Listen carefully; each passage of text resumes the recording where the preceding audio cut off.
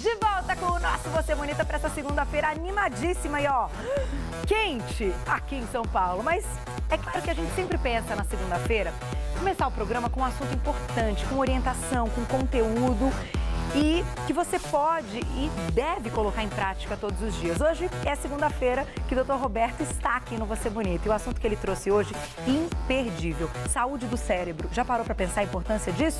Já parou para pensar o quanto é importante você se prevenir de muitas doenças? Tá tudo aqui, não perca essa aula, Dr. Roberto, seja bem-vindo. Tudo bem? Tudo Como ótimo. vai? Tudo bom, graças a Deus. Há 15 Boa tarde a dias todos. nos encontramos, né? E já tá de volta. O tempo tá passando rápido, né? Rapidinho, né, Carol? Impressionante, parecia ontem que você estava aqui, Ontem. doutor. E Já voltei chegando fim de ano, hein? Então, já estamos no meio de novembro. Verdade. É um negócio complicado. Mas olha, esse lance da gente sentir aí até que o tempo passa mais rápido e tudo, também confunde um pouquinho o nosso cérebro, né, doutor?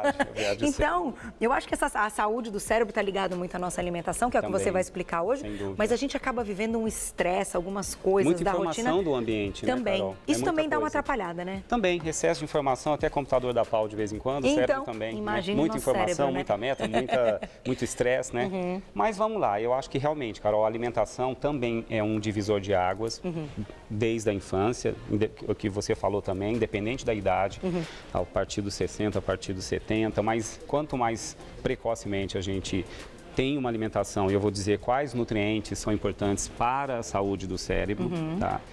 Quanto mais precoce, melhor, mas em qualquer idade. E, na verdade, o que acontece com o nosso cérebro, Carol? O nosso cérebro, ele recebe alguns fatores que podem trazer um pouquinho de desgaste, né? O próprio envelhecimento é um deles. Quanto mais o tempo passa, mais o cérebro oxida. O cérebro é um dos órgãos que mais recebe o que a gente chama de estresse oxidativo, Carol. Tá. O que é isso? Nossas células precisam respirar, óbvio, pelo oxigênio que a gente inala. As células do cérebro também não vão fugir disso. 20% do oxigênio que a gente inala é só para o cérebro trabalhar, né? Nossa, É bastante coisa. E o primeiro são os músculos, né? Só que cada vez que o oxigênio entra nas nossas células, uma parte dele é transformada num lixozinho, chamado espécie reativa tóxica do oxigênio, ou que a ciência chama de radicais livres.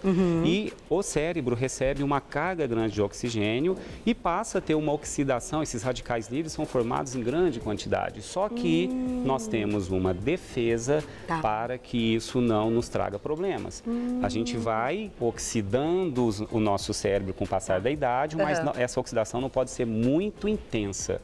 A oxidação excessiva é que gera o risco das doenças degenerativas. Entendi. As demências lá na frente, as isquemias, o Alzheimer, Parkinson, que são reflexo direto de uma oxidação excessiva dos neurônios, né, das células do cérebro. É por isso que essas doenças degenerativas aparecem muitas vezes numa idade mais avançada, porque precisaria de uma vida toda para ter essa oxidação. Antes delas aparecerem, pelo menos 10, 20 anos antes, já estava havendo a alteração fisiológica. Um sinal, pelo menos. Já é totalmente imperceptível, mas bioquimicamente as lesões já de oxidação excessiva e inflamações, Carol, eu vou falar mais uma vez de quais os tipos de gordura que não podem ser excessivas no nosso cardápio, porque elas causam aumento dos quadros inflamatórios. E o nosso cérebro também sofre inflamações que não dói, não machuca, é invisível, por produção de citocinas pró-inflamatórias, e isso nós vamos falar já já da gordura. Olha que interessante. Como é que é o equilíbrio das gorduras no prato para que não perpetue essas inflamações no cérebro. Aliás, nosso cérebro, Carol, é formado 70% de gordura. Ah, é? O cérebro é um tecido lipídico, ele tem 70% de constituição de gordura. E gordura boa ou gordura ruim também? Gordura, um pouquinho, na verdade, de gorduras boas que tem que predominar, né? Imagine que o cérebro é um monte de fiozinho, os fios não tem uma capinha para a corrente elétrica não sair. Os nossos neurônios também são envolvidos por uma camada chamada bainha de mielina, que é um protetor desses fiozinhos. Vamos pegar os neurônios como fios que passam corrente elétrica, então eles precisam de não ter essa corrente elétrica dissipada para o nada, então eles têm que caminhar sempre no mesmo sentido. A bainha de mielina é composto, se fosse a capinha do fio, é composto por lipídio, especificamente por gordura. Que interessante. Tá? E a gordura que predomina no teu prato pode predominar formar no teu cérebro. Então, nós vamos falar do equilíbrio da gordura ômega 3 e ômega 6, vamos falar dos antioxidantes, no passo que eu falei de oxidação excessiva do cérebro, tá? E vamos falar também do ácido fólico, eu vou explicar o motivo do ácido fólico ser fundamental para a saúde do cérebro. Tá. E vamos falar da colina, que é um nutriente encontrado em alimentos que ajuda a formar a nossa memória. Olha que interessante. Que ajuda a formar neurotransmissores que são importantes para a retenção da informação. Então, vou fazer o seguinte, eu vou dar um recadinho, doutor, mas antes antes até da gente começar. Essas doenças degenerativas também são genéticas? Também tem influência genética? Existe sempre um programinha de computador instalado, Carol. A gente nasce com informações vindas dos nossos pais, que vêm dos nossos avós. Então, o gene é um programa de computador instalado, não quer dizer que ele vai rodar. Entendi. Tá? Você pode ter um pai que teve câncer de pulmão e você não ter. Mas se você é um tabagista, você tem um programa de computador instalado. Aumenta. O meio ambiente aperta a tecla Enter. Entendi. Então, a genética, sim, sempre está por trás. Se tem histórico familiar de doença degenerativa cerebral, já se cuide desde sempre. Vamos lá. Então, vamos lá, Carol. Eu quero falando começar primeiro falando do equilíbrio entre as gorduras, ômega 3 e ômega 6, tá? Por que isso, Carol? Existe na gordura ômega 6, eu trouxe os representantes aqui, já vamos falar, existe uma substância chamada ácido araquidônico que, quando em excesso, causa um quadro de inflamações no corpo como um todo, com maior intensidade. Essas inflamações, Carol, vêm por fatores desde ambientais, poluição, alumínio, que é um metal tóxico que parece que tem correlação com... Ele acaba parando lá no cérebro, também atrapalha. Mas, de qualquer forma, quanto mais ácido araquidônico proporcionalmente a gente coloca na gordura que a gente escolhe, mais chance do nosso corpo inflamar e o cérebro também. Então, o que os estudos mostraram, Carol? Que a gordura que evita essa inflamação excessiva é a ômega 3, que está presente principalmente de origem animal, ômega 3 do peixe. Tá? Tem uma substância chamada ácido docosa hexaenóico, ou DHA. Famoso DHA. Que é um dos maiores protetores de quadros inflamatórios no cérebro. Ele, inclusive, ajuda o cérebro a ter mais saúde, essa substância. E a dieta ocidental, ela é muito desequilibrada em ômega 6 e ômega 3. Tem alguns estudos que dizem que o correto é que a gente ingerisse para cada 1 grama de ômega 3, 1 grama de ômega 6. Tá? Como ninguém anda com calculadora, eu vou dar uma dica para isso ficar mais tranquilo. Mas parece que no Ocidente nós temos uma ingesta de 6 para 1. 6 de ômega 6 para 1 de ômega 3. Nossa, é muito mais. Ou seja, a gente tem muita chance de ter quadros inflamatórios no corpo. Tá? Onde está o ômega 6? Na carne vermelha, principalmente nos cortes gordurosos. Nas aves, embora em menor proporção que a carne vermelha. Na gordura do leite. Então, eu trouxe o leite integral. Os queijos amarelos, que tem muita gordura, ômega 6, e a manteiga. Tá? Inclusive, então é por isso, porque a gente acaba comendo muito mais o frango, a carne, tomando leite do que propriamente ingerindo o peixe. Então, qual é a dica? Deixe sempre... Quando eu falo em ômega 3, eu não quis falar só do salmão, embora a gente vai fazer no prato, tá? Na nossa receita de Porque hoje. existe ômega 3 no atum e na sardinha, Carol, que é mais acessível financeiramente. Verdade. As pessoas estão na sardinha, mais ainda, né? Muito, é uma fonte generosíssima de ômega 3. Fica achando que é só o salmão. Não, tem aqui na sardinha, tem no atum. Então, coloque na sua semana, pelo menos 3 vezes, o peixe ou a sardinha. Para que você não fique em todas as refeições comendo sempre carne vermelha. Entendi. Não que a carne vermelha faça mal. Eu estou falando o desbalanço. Entendi. Tá? Porque a carne vermelha é rica em B12, que é importante também para o cérebro, é rica em ferro, que também é importante. Também precisamos dela uma 2 vezes só por não semana. pode exagerar. Esse desequilíbrio que eu quero que mude. Olha que então, assim, o desequilíbrio traz problema. O aumento da inflamação. O equilíbrio, uma proteção.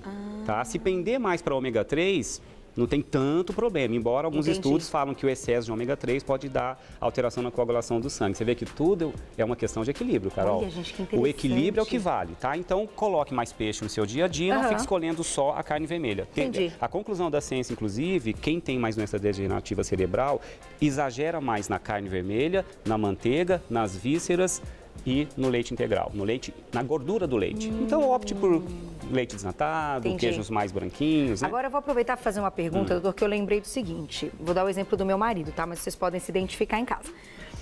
O Oswaldo não come peixe. Não, em hipótese alguma, mas desde criança a gente já tentou de tudo. Já comida japonesa, que não tem o gosto do peixe, né? Que crua, tá? Não adianta. Mas ele suplementa com cápsula o ômega 3. Nesses casos, é importante para a pessoa que não come o peixe? Se não come, o suplemento é uma alternativa. É uma alternativa. Sem dúvida. É só não exagerar na dose, porque alguns estudos estão correlacionando excesso, mas não pelo ômega 3, pelo contaminante. Aí tem que ter uma boa marca, tá? Porque o peixe que é pescado no oceano, ele vem contaminado por mercúrio, chumbo, arsênico, e isso pode aumentar a incidência de câncer de próstata. Entendi. Mas um bom óleo de peixe filtrado com uma marca com certificação, que eu sei que vocês encontram, aí tranquilo, até 2 cápsulas ao dia, não mais do que isso. É uma alternativa, sim. É uma alternativa, tá? E quanto ao óleo que eu deixei separadinho aqui, qual é o óleo que tem uma proporção melhor de ômega 3 em relação ao ômega 6? É o óleo de linhaça, tá? Mas que é muito caro, que eu sei que infelizmente tem nos supermercados, mas tem um custo alto. E o óleo de canola tem uma proporção de ômega 3 um pouco menos que o ômega 6, mas dos óleos o que tem um pouco mais de ômega 3, primeiro linhaça, depois canola. Entendi. Tá? Que seriam os óleos mais interessantes. E tá? o azeite? O azeite tem ômega 3 mais pouco, mas tem mais ômega 9. Tá? Tem ômega 6 também, todo óleo tem um pouquinho de cada. A gente diz qual ele prepondera. O azeite prepondera na ômega 9, na monoinsaturada. E o ômega 9 nesse caso também é importante? Também, porque, por exemplo, aqui eu trouxe o azeite, Carol, já que você falou, o azeite tem vitamina E. Aliás, o que os estudos estão correlacionando, que uma dieta pobre, o maior antioxidante que protege o cérebro é a vitamina E. Entendi. Porque é um antioxidante de gordura. Então, eu falei que o nosso cérebro é feito de gordura. Então, a vitamina E é o mais importante dos antioxidantes. Vitamina E vai estar aqui no azeite, tá? Que é importante também, de maneira indireta para o cérebro. A vitamina E também está aqui no abacate, tá? Está nas oleaginosas, castanhas, nozes e amêndoas. Olha que Quais são legal. os antioxidantes mais importantes, além da vitamina E? Vitamina C, cítricos estão aqui, laranja, limão, tá? Morango, tá espalhado aí, kiwi. O selênio é um potente antioxidante, castanhas, nozes e amêndoas, Olha tá? que legal. E os flavonoides, que são os pigmentos que dão cor aos vegetais. Os flavonoides são altamente antioxidantes. Então, por isso que a gente tem que ter um prato colorido. Entendi. A famosa salada colorida, eu Quanto mais caprichei colorido, aqui. melhor. O verde, o vermelho da maçã, laranja da cenoura, tá aqui o roxo da abobrinha, tem a própria berinjela, o tomate. Por então, exemplo, antioxidante fundamental. As frutas, vermelhas, que falam que também são super antioxidantes. Também. As vermelhinhas. Sim, Uva. sim. Aí por isso que falam que o vinho pode ser bom. O vinho tem assim resveratrol, que é um antioxidante. Toda fonte de antioxidante, hoje a ciência está concluindo que é muito bom para o organismo. Não precisa suplementar antioxidante, coma antioxidante, que você está garantindo uma oferta pela própria alimentação. O excesso de suplementos antioxidantes é um tiro que sai pela culatra, Carol. Os estudos estão dizendo que antioxidantes em excesso se tornam pró-oxidantes. Sério? Sério. Então tem que saber fazer isso direitinho, porque se fizer errado não é interessante. Não. E como a gente tem noção desse limite, doutor, de antioxidantes? Depende da dose que se toma. Um complemento é assim, eu ingiro pouca vitamina C, quase nada, eu não gosto de nada. Vou lá, compro uma cápsula de vitamina C de 500 miligramas. Não é uma dose exagerada, mas tem gente que toma 6 gramas, 7 gramas. Nossa, gente, que perigo. E se torna um pró-oxidante. Foi um modismo da década de 90, 2000, achar que se entupir de antioxidante em cápsulas traria pra gente mais saúde e mais juventude, né? Tem que ter equilíbrio. Isso não é verdade. Entendi. Tá? O excesso também traz problema. Perfeito. Então, antioxidantes está aqui, tá? Outro dado importante, Carol. Para que a gente... existe uma substância formada dentro do nosso corpo, quando a gente metaboliza as proteínas, chamada homocisteína. Essa tal homocisteína é meio que um lixo metabólico. É uma substância altamente oxidante e que oxida muito as artérias, os vasos sanguíneos do cérebro e do coração. Então, essa tal homocisteína, quando ela é formada, a gente consegue reverter numa forma que não é agressiva, chamada homocistina. Só que essa conversão depende de nutrientes para ocorrer, tá? E o ácido fólico, a vitamina B12 e a vitamina B6, mas principalmente o ácido fólico, é decisivo nesse passo. Então, os estudos mostraram que se a gente não ingerir ácido fólico em níveis adequados, você pode ter um aumento dessa tal homocisteína no sangue e que, quando persistentemente alto ao longo dos anos, duplica o risco de você ter um problema cerebral. De ter mais AVCs, mais degenerações nas artérias do cérebro. É por isso que na gravidez a gente tem que tomar nos 3 primeiros meses o ácido fólico. Porque o ácido fólico é importante para formar o chamado tubo neural, que é uma estrutura que sai do cérebro e forma a medula.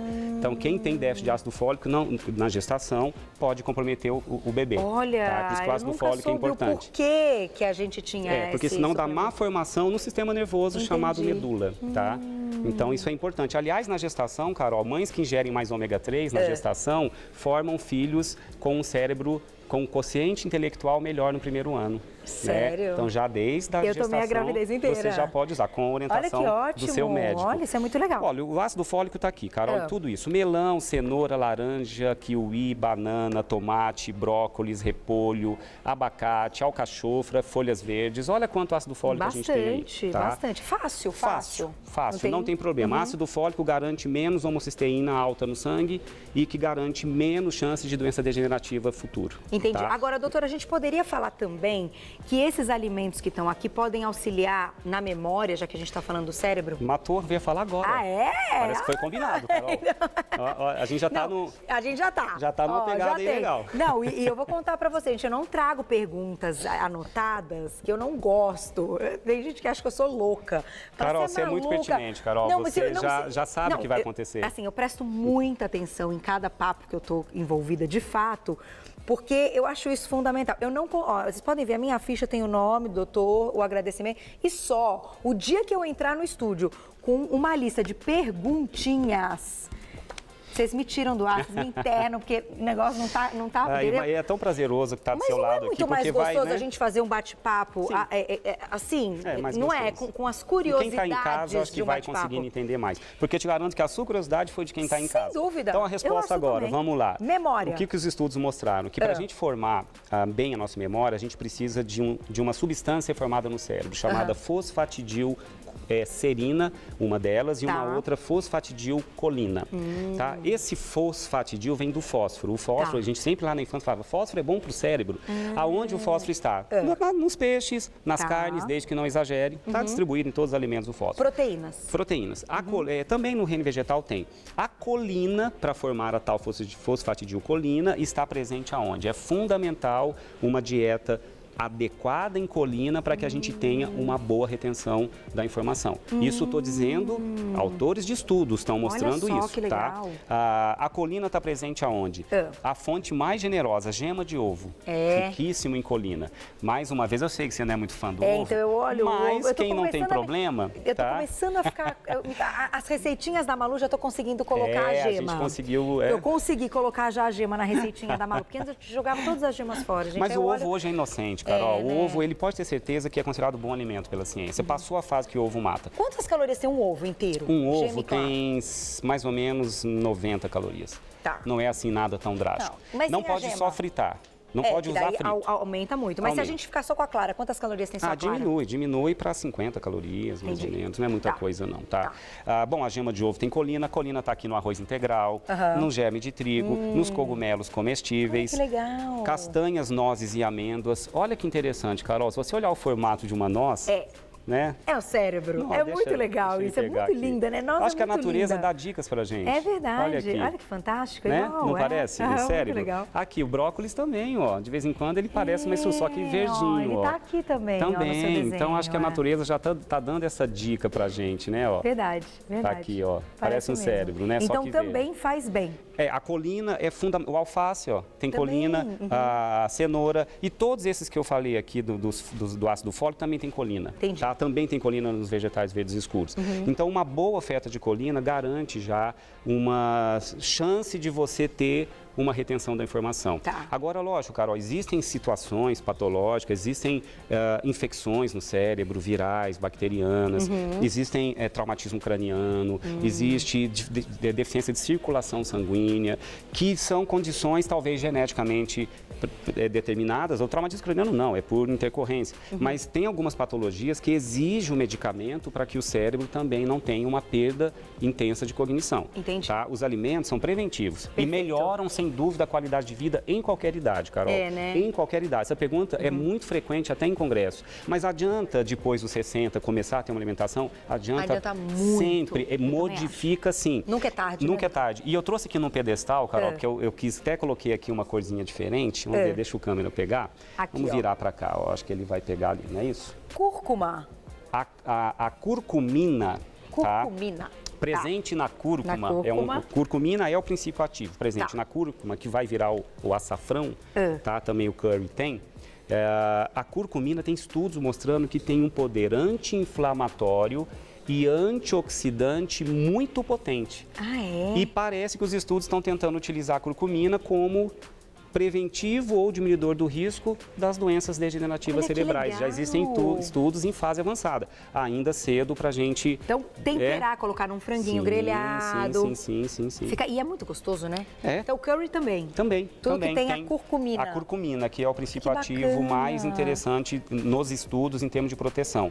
Para resumir, o que a ciência diz? Se eu falar hoje, quais as conclusões dos estudos? Quem tem uma dieta muito rica, excessiva em carne vermelha, vísceras, manteiga e leite integral e pobre no ômega 3, tem mais chance de problemas neurológicos futuros, tá? Degenerativos. Quem tem uma dieta rica em verduras, frutas, antioxidantes, gordura ômega 3, peixes, tem uma tendência a ter menos risco de degenerações cerebrais. Ou seja, chegar aí numa idade avançada e continuar com o cérebro funcionando super bem. Uma dica importante, Carol, antes de terminar, porque eu sei que muita gente... Não, e você já volta. Daqui a pouco vai voltar, então quero falar só mais algumas coisinhas, então. Então tá, então eu vou fazer o seguinte, chegaram várias perguntinhas, ó, meu Twitter bombando, ó lá. Eu vou abrir... O doutor Roberto vai voltar daqui a pouquinho. Mandem as perguntas, eu sei que esse é um assunto que, de fato... Sempre vai ter aí dúvidas, até porque tem muita gente que já passou por algum problema em família, que tem o caso na família da doença degenerativa. Então, é claro que vão gerar muitas dúvidas. Podem mandar para o meu Twitter, @carol_minhoto. Pode mandar para o e-mail também, vocebonita@tvgazeta.com.br. Doutor Roberto já volta e ele vai falar, ele vai fechar e a gente vai tirar as dúvidas também. Estamos falando sobre a saúde do cérebro, como prevenir aquelas doenças degenerativas, aquelas doenças sérias que muitas vezes ocorrem aí já com uma idade avançada. Só que tudo isso a gente pode fazer no dia a dia com alimentação, não é verdade, doutor? Verdade. Seja bem-vindo mais uma vez. Obrigado, Carol. Vamos lá. Essa segunda parte do Dr. Roberto, ele ficou de dar uma dica. Tem algumas orientações a mais que eu acho que são bem pertinentes. E eu já vou abrir o meu Twitter para pegar as perguntinhas que vocês mandaram. Vamos lá. Vai mandando, hein? @carol_minhoto no Twitter ou vocebonita@tvgazeta.com.br. Então vamos lá, Carol. Primeira coisa, para que, lógico, alimentação sempre, né? Os nutrientes para que o cérebro seja nutrido. Mas também a atividade cerebral é importante. Quem quer também ter um cérebro mais ativo tem que fazer atividades intelectuais. De memorização, conta, leitura, palavras cruzadas. Isso influencia, sim. Quando, por exemplo, as pessoas que tocam um instrumento... Toda informação que o cérebro tem que processar, guardar, depois usar, né? Senão fica aquele arquivo guardadinho que ninguém usa, ele acaba sendo esquecido. Então, a atividade cerebral, a atividade intelectual é importante, tá? Os estudos mostraram que quem faz mais atividade física, Carol, tem um volume de sangue maior para o cérebro na atividade física. Existe um volume sanguíneo maior, os vasos se dilatam na atividade física e o cérebro é melhor nutrido, porque todo nutriente chega pelo sangue, inclusive o próprio oxigênio. Então, alguns estudos correlacionaram que quem faz mais atividade física tem menos tendência a doenças degenerativas cerebrais. Olha, então, atividade física é medicamento, né? É tratamento. Em tudo, né? Impressionante, é para tudo. Uma orientação também, Carol, eu falei da colina, né? Existem algumas situações onde se diminui a absorção da colina ou aumenta a excreção. Álcool em excesso, então etilismo crônico pode diminuir a excretar mais a colina. Cafeína em excesso também. Ao mesmo tempo que a cafeína ativa o cérebro, que é até interessante para dar mais sensação de atividade cerebral, o excesso não é legal. Nutrição é sempre assim, né, Carol? Falta não pode, excesso não pode. É verdade. Então, cafeína em excesso não é legal. E também parece que alguns tipos de hábitos, dietas muito restritiva também pode diminuir um pouco a absorção da colina, não é interessante, tá? Outra dica fundamental também, Carol, que a gente tem que ficar atento. Só tem coisa gostosa, né, doutor? Parece que existem situações onde a oxidação no cérebro é maior. Existem duas substâncias que são pró-oxidantes, o ferro e o cobre. Então, tem um estudo agora que mostrou que se você ficar tomando suplementos de vitaminas que contenham ferro e cobre, tá? Continuadamente, você aumenta a chance de ter doença degenerativa cerebral. Então, isso é importante falar, Carol, porque hoje se compra vitaminas pela internet, principalmente aquelas importadas, onde são doses cavalares de vitaminas. E às vezes eu pego umas no consultório que os pacientes querem me mostrar para saber se pode tomar, e eu me assusto com a quantidade que tem ali de ferro, Ferro só se suplementa quem está anêmico. Quem O não ferro em tem excesso é super anemia perigoso, né? não tem por que suplementar ferro. Então, isso é uma dica que eu quero que todos em casa aprendam. Se está tomando polivitamínico, salvo com orientação do teu médico ou seu nutricionista, tá? Porque se eles estão prescrevendo é porque existe indicação. Tá. Eu falo a automedicação. Ingerir suplementos polivitamínicos com doses altas de ferro e cobre podem aumentar a doença de Alzheimer. Então não é interessante. O ideal, é claro que ninguém pode usar isso sem conversar com o médico. Essa é a primeira coisa, Sim, né? sim, sem dúvida. E sempre ler Lê o rótulo. o rótulo, né? Porque tomar vitamina... Então, isso que eu ia te perguntar. A vitamina legal é um complemento. suplementar a vitamina? O que é um complemento vitamínico? Quando você não ingere na alimentação, Carol, e precisa de ter um complemento. Então, existem polivitamínicos com doses baixas, complementares de todos os nutrientes. Em doses baixas, como um complemento, o risco é baixo. Entendi. O que a ciência está questionando é as megadoses de polivitamínicos. Tá. Doses altas de vitaminas de todas, do grupo A, as do grupo B, a C, a D, a E, todas as vitaminas em doses altas, polivitamínicos em doses cavalares, a ciência está questionando que isso traz mais prejuízo do que benefício. Porque os antioxidantes em excesso se tornam pró-oxidantes. Tá? Os radicais livres, que a gente tanto fala que fazem mal o excesso, porque em pequenas proporções os radicais livres entram nas nossas defesas, você acredita? Não sabia. Os nossos glóbulos brancos, quando vão matar o invasor, os nossos leucócitos, eles vão até lá, englobam o invasor, tá? Chama fagocitose isso, e jogam um veneninho para que eles morram, chama mieloperoxidase, essa substância, que é um radical livre. Então, se eu dou muito antioxidante em dose alta por muito tempo... Aí eu não fico com nem um pouquinho de radical livre. Isso, aí você tem uma deficiência na imunidade. Você vê como é que as coisas na nutrição são mais sérias do que você imagina. Nossa, gente, é tudo muito tudo, certinho, tudo né? em excesso não é legal. Tudo Agora, em excesso é isso que não eu ia legal. te perguntar, já que a gente está falando de excesso, e você citou atividade física, isso eu já coloquei aqui, eu acho que até com você mesmo, doutor. Por exemplo, as pessoas que fazem muita atividade física, então, quem corre maratona, quem treina para maratona, produz muito radical livre, porque... Existe uma oxidação maior. Maior, né? Porque o excesso também desse exercício também vai impactar mais ainda o corpo. Nesse caso, essas pessoas precisam ter um cuidado maior com a alimentação, maior. com todos esses nutrientes? Sim, e se até suplementar quando é o caso. Tá? Aí sim, a pessoa que tem a indicação. Porque o que falam, né, doutor? Eu adoro correr, mas já tem um tempo, agora que eu voltei depois que o neném nasceu, falei, eu quero mais correr maratona meio. Eu treinava 18, 20. Eu comecei a achar que isso envelhece mais do que traz benefícios. O excesso de oxidação celular envelhece, porque a gente envelhece por oxidação. Todos nós vamos envelhecer, Carol, não tem como frear. Só que a gente pode envelhecer bem ou envelhecer mal. O que é envelhecer mal? Precocemente, né? E tendo doenças chamadas degenerativas muito antes daquilo que se esperaria. Envelhecer não significa adoecer, tá? Então você pode ter fatores que você está acelerando aquilo que não estaria acontecendo pelo excesso que está sendo acometido. O excesso de atividade física é lesiva, o excesso. Então, hoje a ciência sugere atividade física moderada, leve a moderada como saudável. O excesso não é interessante, mas para o atleta que precisa disso, ele tem que ter uma alimentação extremamente bem cuidadosa, com o seu nutricionista, seu médico nutrólogo. Existe a nutrologia esportiva, inclusive, que ajuda nesse sentido. Suplementar quando é o caso. Tem estudos mostrando que atletas podem ter deficiência de vitamina C, porque na hora que forma muito oxidação, a gente produz enzimas na hora para ser antioxidante. Entendi. Essas enzimas precisam de vitamina C, selênio, zinco, flavonoides, vitamina E para serem produzidas. Então, o consumo interno de vitamina C, mesmo que você ingeriu, para um não atleta, aquela laranja que ele chupou foi suficiente, para um atleta, às vezes, é só aquela laranja está pouco.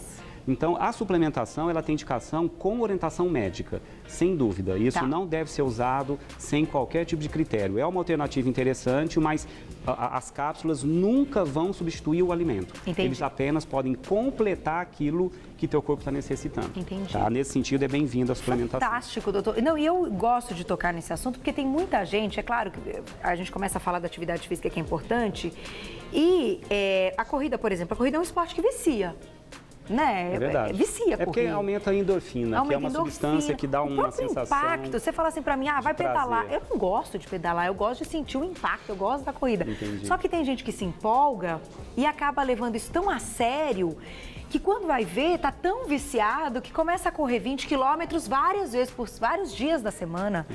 E aí, eu comecei a pensar nisso, por isso que eu tenho colocado aqui para os nossos convidados, né? Porque às vezes isso pode prejudicar a pele, a pele pode ficar mais flácida, o grande não é? problema é sempre quando você passa do limite do bom senso. Quando me perguntam qual o melhor hábito, qual a melhor dieta, do bom senso. Então, por exemplo, a gente está vendo um caso na mídia agora de uso de anabolizante, trazendo problemas na saúde. As pessoas estão buscando algo que é irreal, que é mais do que deveria. Eu acho que a atividade física é fundamental, ela é um medicamento. Desde que leve a moderada. O excesso, para quem vive do esporte, obrigatoriamente. Como trabalhar? O executivo tem que varar horas, tem que ser obrigado a fazer curso de reciclagem para que a empresa consiga mantê-lo. Eu falo que, me perguntam isso no consultório, eu falo a mesma coisa. E eu sou perguntado, olha, me prescreve anabolizante? Eu falo, não. Falo, jura que te pedem para prescrever anabolizante? Sim, eu quero ficar fortão. Eu falo, não. Eu comparo muito a um executivo. O executivo tem que fazer cursos de MBA para poder não sair da linha de frente. Quem vive do esporte e se não bater o recorde, o patrocinador não vai bancar, esse comete loucuras, mesmo assim é ilícito. Porque se for pego, é doping. É doping, tá? Ele tá Agora, fora pessoas também. que vão na academia 3 vezes por semana, querem dar uma corridinha, aí querem usar anabolizante para secar, para ficar forte, não faz sentido, Carol. Gente. Não faz sentido. Vamos fazer o seguinte, então, doutor, você já tem o tema para sua próxima segunda? Tenho. A gente vai falar, já que se comemora agora esse mês, o Dia Mundial da Prevenção do Diabetes. Tá? Então, a gente pode falar uma pauta sobre como diminuir os riscos de me tornar diabético. Perfeito. Lá na minha vida adulta. Tá fechado. Então, na outra segunda, quando o doutor Roberto voltar, a gente vai falar como diminuir os riscos de ter diabetes. Mas um dia, vamos falar de anabolizante? Podemos, Carol. Porque eu acho que muitas pessoas que estão assistindo não sabem exatamente qual é um anabolizante. Aquilo ali não é anabolizante. Anabolizante é uma substância Né? Porque quando a gente fala, sintética. exatamente, fala anabolizantes, mas existem vários, né? Existe assim um anabolismo. Eu posso ganhar músculo fazendo atividade física e comendo alimentos de proteína. Tá. Eu vou entrar no estado anabólico, eu vou construir tecido. O anabolizante é uma droga para fazer isso ser rápido e extremo. Aí vem o erro, porque vem os riscos. Vamos pensar numa pauta que a gente pode explicar tanta coisa bacana quais que são pode essas fazer, drogas, para a gente ficar bem atento. A gente não caiu nessa. Foi o exemplo da Maria, do Big Brother, que deu, né? Eu falei ontem numa falou matéria no Fantástico. portal recente antes disso acontecer, porque eu acho que está uma vulgarização o uso. Inclusive, colegas médicos prescrevendo. Eu acho isso o fim da picada. E eu tenho amigas, eu comentei com você, que estão tomando GH. Não vamos estender esse assunto, mas, gente, pelo amor de Deus, é terrível, né, doutor? Existem as indicações do uso, Carol. Então, quando mal indicado, é complicado. Não posso me estender mais. Não. Um beijo pro meu pai e pra minha mãe que estão lá em Minas. Que fofos. Eu quero trazê-los no estúdio na próxima vez. Vocês conhecerem meus Beijo pra fofos. vocês. Eles Beijo, devem pai ser e mãe. muito fofos. E a matriz tá lá, desse tamanhozinho, mas é a minha matriz. Que belezinha. Beijo Pai, pra vocês. te Estou amo. esperando vocês Mãe ao também. vivo. Muito fofos, muito queridos. Te espero então, doutor Vamos Roberto. lá, E eu vou Carol. deixar um site, o doutor Roberto cuida dele com o maior carinho, que é o Pé da Cozinha. www.pedacozinha.com.br. Daqui a pouquinho o Malu tá chegando com receitinha do Pé da Cozinha. Não percam, que a receita de hoje é fantástica. Eu já vou mostrar pra vocês. Doutor, obrigada mais uma vez Carol. pela aula Obrigado. e por mostrar e estar aqui sempre indicando e mostrando o que é perigoso, porque a gente Tem que orientar, né, Carol? Acho que a informação um é o que é alerta. saudável e o que é risco. Exatamente. Né? Obrigado, doutor. Eu que Até a agradeço, Carol. próxima. Até a próxima.